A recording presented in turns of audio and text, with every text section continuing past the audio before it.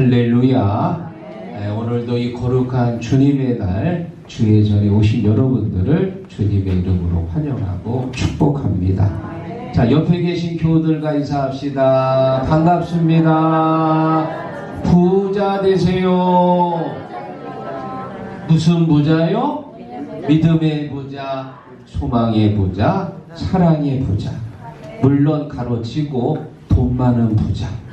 그건 중요하지 않습니다. 마음이 부유하고요, 은혜가 충만하면 주님께서 복은 저절로 주시는 거예요.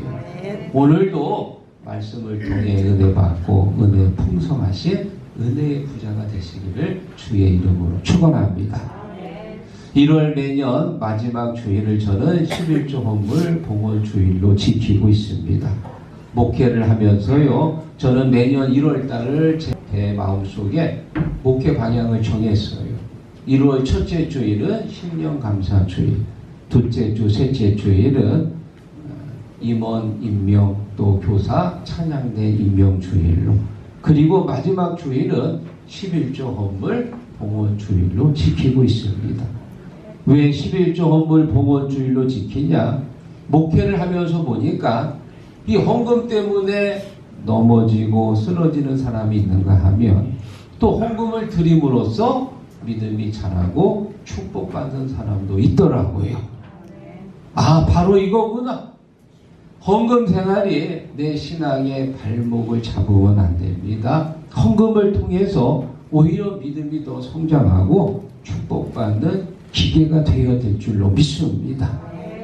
오늘 말씀을 통해서요, 여러분 한 분도 마음에 불편한 분이 계시지 않고 오히려 더 은혜가 되고 힘이 되기를 주의 이름으로 축원합니다. 오늘 본문 고린도후서 8장은 바울 사도가 고린도 교회 성도들에게 마게도냐 교회들이 예루살렘 교회에 헌금한 것을 소개하는 내용입니다. 예루살렘 교회가 어렵다는 이야기를 듣고 마게도냐 교회들이 선교 헌금을 모아가지고 거기다가 이제 보낸 거예요. 마게도냐 교회들은 어떤 교회냐? 빌립보 교회, 데살로니가 교회, 베레아 교회를 말합니다. 지금 마게도냐 교회들이 예루살렘 교회에 보낸 그 선교 헌금을 바울이 어떻게 표현했냐? 마게도냐 교회들에게 주신 은혜라고 표현합니다. 헌금을 모아서 선교 헌금을 보내게 바로 그들이 받은 은혜다, 그 말. 은혜. 선교 헌금을 드릴 수 있는 게 그게 은혜다. 사랑하는 성도 여러분, 오늘 말씀을 통해서요, 우리가 1년 동안 어떻게 헌금 생활을 해야 할지 말씀을 통해 도전받고 결단하는 귀한 시간이 되기를 주의 이름으로 축원합니다. 마게도냐 교회들에게 주신 첫 번째 은혜, 환난의 많은 시련 가운데서 헌금을 드렸다. 2절 읽어봅니다. 환난의 많은 시련 가운데서 그들의 넘치는 기쁨과 극심한 가난이 그들의 풍성한 연물을 넘치도록 하게 하였느니라. 아멘. 자, 지금 마게도냐 교회 성도들이요, 예루살렘 교회가 어렵다는 소식을 듣고 십시일반 헌금을 모아가지고 거기다가 지금 보낸 거예요. 자, 그런데 어렵기는 똑같습니다. 지금 마게도냐 교회들이 뭐 형편이 좋아가지고 어려운 예루살렘 교회를 도운 게 아니고, 예루살렘 교회도 어렵고 마게도냐 교회들도 어렵습니다. 어렵긴 마찬가지야. 그러나 예루살렘 교회는 최초의 교회고 모든 교회의 어머니입니다. 그래서 감사한 마음으로 한 푼이라도 더 돕고 싶어서 어려운 중에도, 여러분 2026년도 어떻습니까? 작년보다 조금 좋은 것 같나요? 어렵지요. 물가는 점점 올라가고요, 환율도 치솟고 있고요, 대출금리도 많이 올라가고 있습니다. 어렵긴 마찬가지. 오히려 작년보다 더 어려울 거예요. 이 어려운 가운데에도 우리의 믿음이 인색해지지 않고 하나님 앞에 온전히 드릴 때 주님이 더 기뻐하시고 받으시는 줄로 믿습니다. 여러분, 반려동물 보유세라고 들어보셨나요? 지난 2020년도 정부에서요, 개와 고양이를 키우는 사람들에게 이 세금을 거두려고 했다가 반발에 부딪혀가지고 쏙 들어갔습니다. 그러다가 또 2년 전에 한번 좀 나오려고 그러다가 역시 분위기가 안 좋아서 쏙 들어갔는데요. 우리나라 반려동물 인구가 무려 1,500만 명이나 된대요. 그러니까는 거의 3분의 1이 다 이런 반려동물을 키우고 있습니다. 유럽에서는 이 반려동물 보유세를 걷고 있대요. 영국과 프랑스를 제외한 대부분의 유럽 나라들이 개에게만 보유세를 걷고 있고, 미국과 캐나다는 개와 고양이 다 걷고 있다고 그래요. 우리나라도 전에는 우리 동네도 마찬가지지요. 다 집집마다 이제 개를 키우고 있잖아요. 그래서 새끼 나면 또 동네 사람들도 주고 시장에다 팔기도 하고 또 복날이면 잡아먹기도 하고 좋은 시절이었습니다. 지금 뭐 먹었다가 아주 야만인 취급받는데, 지금은 아닐지만 이제 언젠가는 우리나라도 이 보유세를 내야 될 날이 올지 모르겠습니다. 여러분, 생활은 점점 가면 갈수록 편리해지는데 살아가기는 빡빡해집니다. 점점 어려워집니다. 이렇게 어려울 때 인색하지 않고 정성을 다해서 하나님 앞에 예물을 드리며 주님이 기억하시고 반드시 복을 주실 줄로 믿습니다. 헌금도 어려울 때 드릴 때 하나님이 더 기억하시는 거예요. 어떤 사람은 목사님, 지금은 제가 너무 어려워서요 헌금을 드릴 돈이 없어서 못 드리고 대신 나중에 돈 많이 벌면 형편이 좋아지면 그때 드릴게요. 이거 틀린 말 같아요? 맞는 말 같아요? 틀렸어. 왜? 지금 내가 어려울 때 드리지 못하면 나중에 돈 많아도요 그때도 못 드려요. 왜? 지금은 없어서 못 드리지만 돈이 많으면 그때는 아까워서 못 드려. 아까워서. 지금 어려울 때 드릴 수 있어야 돈이 많으면 그때도 드릴 수 있는 거예요. 친구도 어려울 때 친구가 진짜 친구입니다. 충신도 국가가 어려울 때 임금 옆에 끝까지 남아서 임금을 지키는 신하가 충신이듯이 헌금도 도저히 감사할 수 없을 때 하나님 앞에 드릴 수 있고, 도저히 11조 드릴 수 없는 환경인데도 불구하고 주님 앞에 그 예물을 드릴 때 주님이 기뻐하시고 그리고 반드시 복 주시는 줄로 믿습니다. 여러분, 이 사진은 그리 시냇가에 지금 엘리야가 숨어 있는 장면이에요. 하나님께서 까마귀를 통해서요 떡과 고기를 먹이십니다.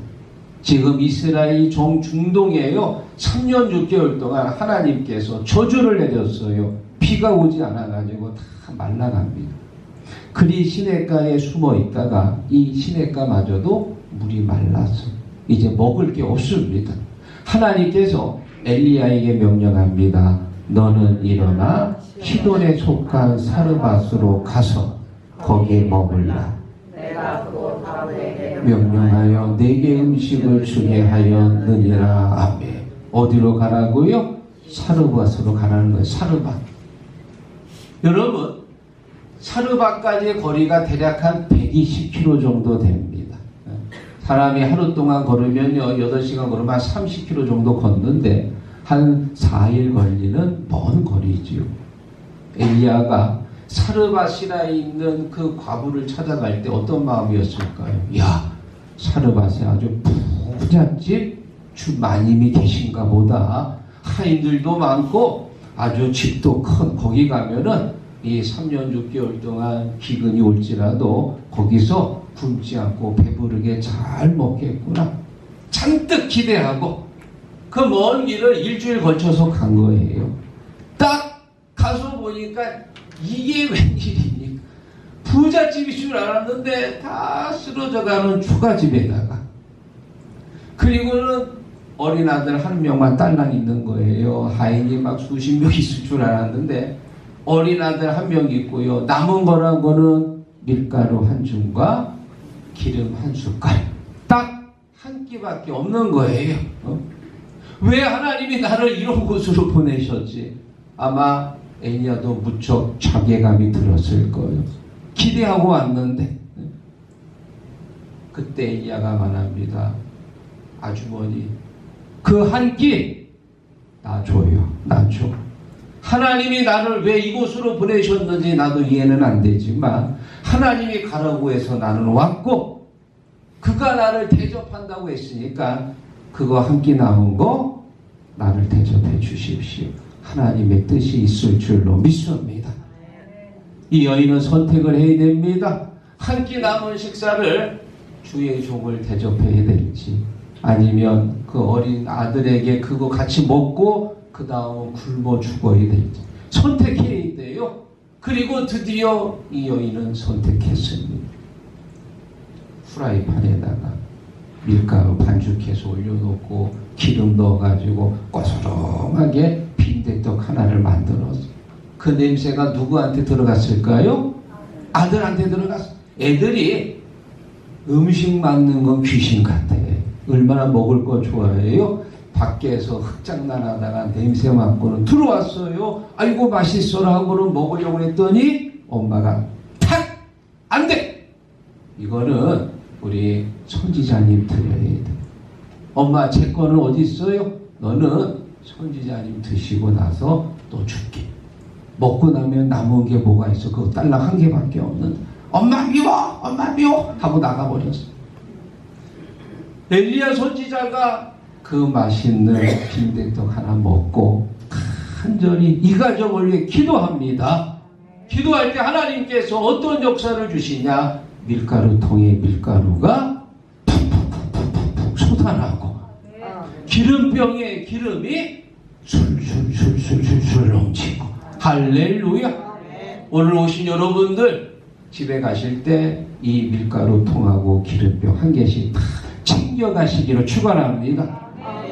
아무한테나 이런 기적이 일어나는 게 아니에요. 정말 어려울 때 하나님 앞에 온전히 드려야 주님께서 이런 복을 주시는 거예요. 올 한 해 작년보다 어렵습니다. 살기 빡빡합니다. 그럼에도 불구하고 인색하지 말고요. 온전히 하나님 앞에 드릴 때 주님께서 이런 축복을 주실 줄로 믿습니다. 자, 그리고 두 번째, 마게도냐 교회들에게 주신 두 번째 은혜, 먼저 자신을 주께 드렸다. 5절 읽어보겠습니다. 우리가 바라던 것뿐 아니라 자신을 주께 드리고. 아멘. 우리가 헌금을 드릴 때 돈만 딸랑 드린 게 아니고 그 헌금에 무엇이 들어갔어요? 내 마음이 들어간 거예요. 물질이 있는 곳에 마음이 있다고 그랬거든요. 그래서 우리가 하나님 앞에 예물을 드릴 때는 물질과 함께 나를 주님 앞에 온전한 산 제물로 드리는 줄 믿습니다. 로마서 12장 1절에 말합니다. 그러므로 형제들아, 내가 하나님의 모든 자비하심으로 너희 몸을 하나님의 기뻐하시는 거룩한 산 제물로 드리라. 이는 너희가 드릴 영적 예배니라. 아멘. 산 제물이 뭡니까? 구약시대 사람들이 제물 짐승 가지고 올 때요, 1년 된 흠없는 어린 순양, 아주 건강하고 튼튼한 것을 가지고 왔습니다. 비실비실하고 병들고 저는 거 가져온 게 아니에요. 하나님 앞에 최고의 극상품 제물을 가져왔듯이 나를 하나님 앞에 드릴 때 가장 건강한 모습, 최고의 컨디션으로 오늘 와서 내 마음, 내 정성, 간절한 마음, 준비한 마음으로 하나님 앞에 나를 드릴 때 이것이 바로 산 예배, 산 제물이 되는 줄로 믿습니다. 가인과 아벨이 하나님 앞에 제사를 드립니다. 가인은 농사꾼이었습니다. 그래서 자기가 열심히 뿌린 씨앗의 곡식으로 주님 앞에 드렸고, 또 아벨은 양을 치는 목종이었습니다. 그래서 양을 잡아서 드렸는데 하나님께서 가인의 제사는 안 받고 아벨의 제사만 받으셨어. 가인이 화가 났습니다. 하나님, 왜 제 제사는 받지 않았습니까? 재물에 문제가 있었던 것이 아니고 그것을 드리는 가인에게 문제가 있었어요. 가인의 마음에 죄가 있었거든요.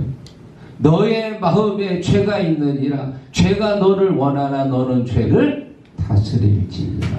여러분, 우리가 하나님 앞에 와서 예배드리고 예물을 드릴 때요, 우리 안에 악한 마음, 죄악된 마음이 있는 상태로 예물을 드리면 그 예물은 하나님이 받으실 만한 향기로운 예물이 될 수가 없습니다. 그래서 내 간절한 마음과 정성된 마음과 함께 예물을 드려야만이 그 예물이 우리 주님이 받으시는 향기로운 예물이 되는 줄로 믿습니다. 혹시 여러분들이 제물을 드릴 때요, 아까운 마음이 들었던 적이 있으신가요? 말씀을 들을 때는 드리고 싶은 간절한 마음이 생겼는데 막상 돈을 만지고 그것을 드리려고 할 때 아이고 아까워라 그런 마음이 들으면 그래도 드리세요. 아셨죠? 아까운 마음이 들었다 에이 내 다음에 내지 하고 다시 내 주머니로 들어가지 말고, 왜냐, 우리 교회 표어처럼요, 억지로 십자가를 진 그 구레네 시몬에게 복을 주셨듯이 아까운 마음이 들었어도 그래도 드리기로 마음에 결정했으면 그냥 드리세요. 그래도 하나님은 기뻐하시고 복을 주십니다. 그러나 이왕이면 아까운 마음이 아니라 감사한 마음, 기쁜 마음, 즐겨내는 마음으로 주님 앞에 드릴 때 주님이 더 받으시고 역사하시는 줄로 믿습니다. 어느 유럽 교회에서 있었던 일입니다. 그때가 추수감사 주일이었습니다. 이렇게 예배를 드리고 끝나고 나서 이제 헌금 바구니가 이제 도는데요, 어떤 초등학생 앞에 헌금 바구니가 왔어요. 그러자 이 녀석이 글쎄 자기 머리를 헌금 바구니에다 집어넣는 거예요.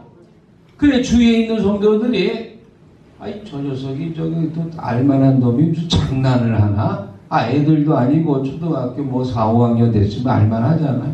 이 사람들이 이상하게 생각하죠. 그래 이제 헌금위원이 바구니를 이제 들고 와야 되는데 이놈이 머리를 박고 있으니 야 임마 너 나와 하고 같이 데리고 나왔어요. 데리고 나와. 그렇다고 뭐 그 속에다 집어넣고 올 수도 없잖아요. 그 이 앞에 세웠습니다. 헌금 바구니 앞에 있고 또 이놈도 같이 있는 목사님이 야 너는 왜 여기 나왔냐? 그랬더니 이 녀석이 하는 말이 목사님 저는 드릴 돈은 없고 제 몸을 드리려고 제가 헌금 바구니에 들어갔습니다. 할렐루야. 그런데 여러분 놀라지 마십시오. 이 사람이 누구냐? 데이비드 리빙스턴이 아프리카 선교의 아버지입니다. 28살 때 아프리카에 건너가가지고요, 그 아프리카 원주민들, 그 병든 사람들 치료해주고, 못 배운 사람들 가르쳐주고, 복음을 전하면서, 이 당시 영국은요, 노예제도가 있었습니다. 그래서 이 영국의 침략과 노예제도를 반대하면서 한평생 아프리카 선교에 자신의 삶을 바친 아프리카 선교의 아버지 리빙스턴이 바로 이 소년이었어요. 할렐루야. 사랑하는 성도 여러분, 주님이 원하시는 게 뭡니까? 돈만 딸랑 드리는 걸 원하는 게 아니고요, 사실은 내 마음을 주님이 더 원하세요. 시편 51편 17절 하나님께서 구하시는 제사는 상한 심령이라. 상한 심령, 우리의 마음을 원하시는 거예요. 간절한 마음, 준비된 마음, 뜨거운 마음, 그 마음도 내 헌금과 함께 같이 드린 거예요. 믿습니까? 바치어라 내 마음을 주께서 나에게 이르시네. 가만 죄에서 불러내시 주께서 늘 인도하시리라. 믿습니까? 오늘 예배는요, 나를 하나님 앞에 산제물로 드리는 살아있는 예배, 영적 예배가 될 줄로 믿습니다. 마게도냐 교회들에게 주신 세 번째 마지막 은혜는 하나님의 뜻을 따라 드렸다. 5절 같이 읽어봅니다. 우리가 바라던 것뿐 아니라 그들이 먼저 자신을 주게 되고 또 하나님의 뜻을 따라 우리에게 주었도다. 아멘. 마게도냐 교회들이 예루살렘 교회를 도울 때요, 아이고 얼마나 불쌍할까, 얼마나 가엾어. 어려워가지고 그들을 도운 게 아니고 하나님의 뜻을 따라 도운 거다. 여러분, 어려운 교회가 뭐 예루살렘 교회 하나뿐인가요? 주변에 어려운 교회 많습니다. 어려워서 불쌍해서 돕는 게 아닙니다. 하나님의 뜻을 따라서 하나님의 뜻 안에서 돕는 거예요. 우리 주위에 어려운 사람 얼마나 많아요. 어렵다고 우리가 뭐 다 도울 수 있나요? 어려워서 돕는 게 아니고 하나님의 뜻 안에서 돕는 거고요. 하나님의 뜻 안에서 복음 전하고요. 하나님의 뜻 안에서 충성하는 겁니다. 혹시 여러분 중에 오늘도 헌금을 드릴 때 내가 헌금을 많이 들어야 우리 시국교회 재정이 풍성할 텐데, 내가 헌금을 드려야 목사님이 사례비를 받고 생활하는 데 불편함이 없을 텐데, 혹시 이렇게 걱정하는 마음으로 드렸다면 일단은 감사드립니다. 저를 무척 생각해 주셔서. 그런데 그런 생각은 쓸데없는 생각이에요. 왜? 하나님의 교회는 하나님이 책임지시는 거예요.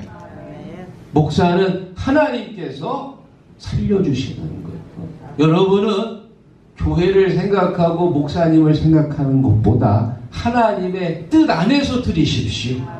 하나님의 뜻이 뭐냐? 말라기 3장 10절에 말합니다. 만군의 여호와가 이르노라. 너희의 온전한 11조를 창고에 들여 나의 집에 양식이 있게 하고 그것으로 나를 시험하여 내가 하늘문을 열고 너희에게 복을 쌓을 곳이 없도록 붙지 아니하나 보라. 아멘. 하나님의 뜻이 뭐냐? 온전한 11조를 하나님 창고에 내라, 그 말이에요. 하나님의 뜻입니다.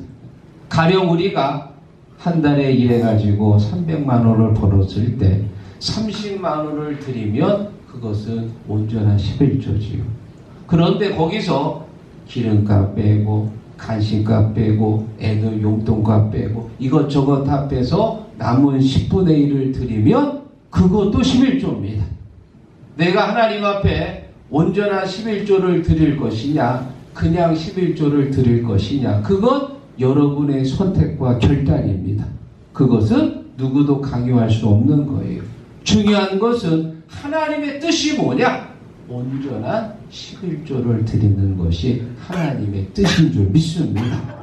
우리 교회 어떤 집사님은 11조로 2만 원 드린 분도 계시고, 어떤 권사님은 3만 원도 드리고 5만 원도 드리고 10만 원도 드리고, 액수는 하나님 앞에 중요한 게 아니에요. 하나님은 우리가 얼마나 하나님 앞에 온전한 11조를 드렸느냐, 그게 중요한 거예요.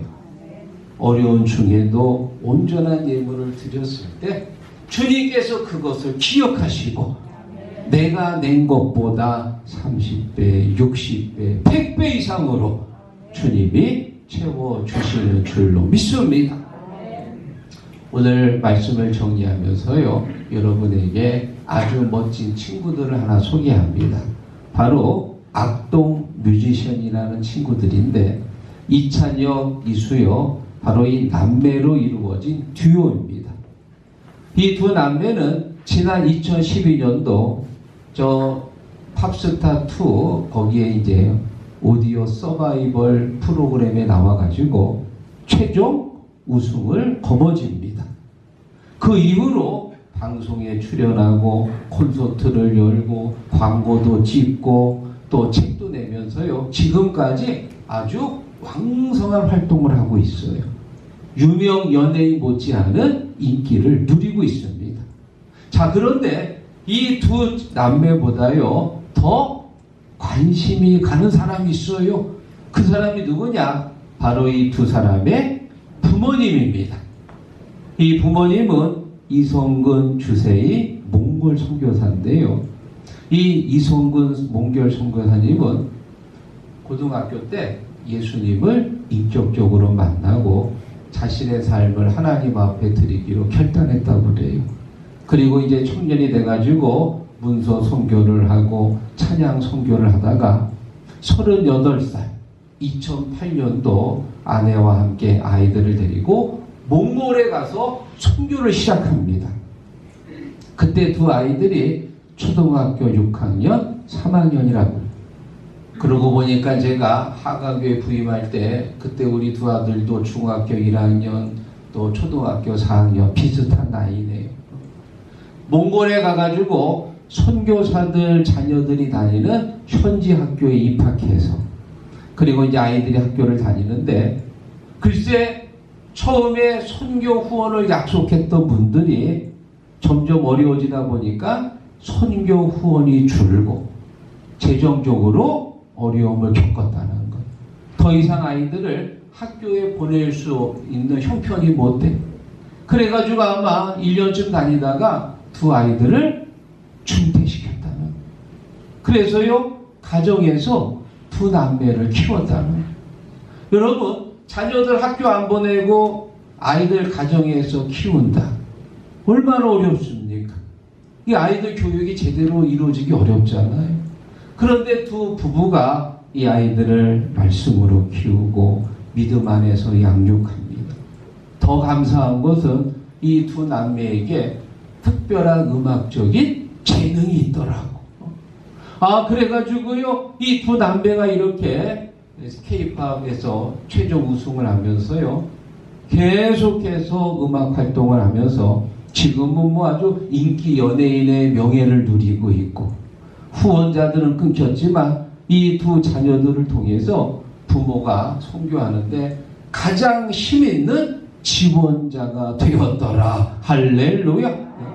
하나님 앞에 온전한 헌신을 했던 이 가정에 이렇게 자녀들을 통해서 하나님께서 30배, 60배, 100배 이상으로 채워주신 줄로 믿습니다. 사랑하는 시국 성도 여러분, 올 한 해 여러분들이 다 축복받는 믿음의 가정들이 되었으면 좋겠습니다. 그래서 올해도요 고구마 심은 것도 많이 거두시고 고추도 많이 따고 산에 가면은 밤도 많이 주스시고 또 여러분 농협통장 열면 공이 한 10개 좀 붙어있고 왜 아멘들 안 하세요? 공 한 개 붙었으면 좋겠어요. 0000000000 공이 좀 많이 붙었으면 좋겠어. 지갑에도 현금이 좀 많았고요. 믿습니까?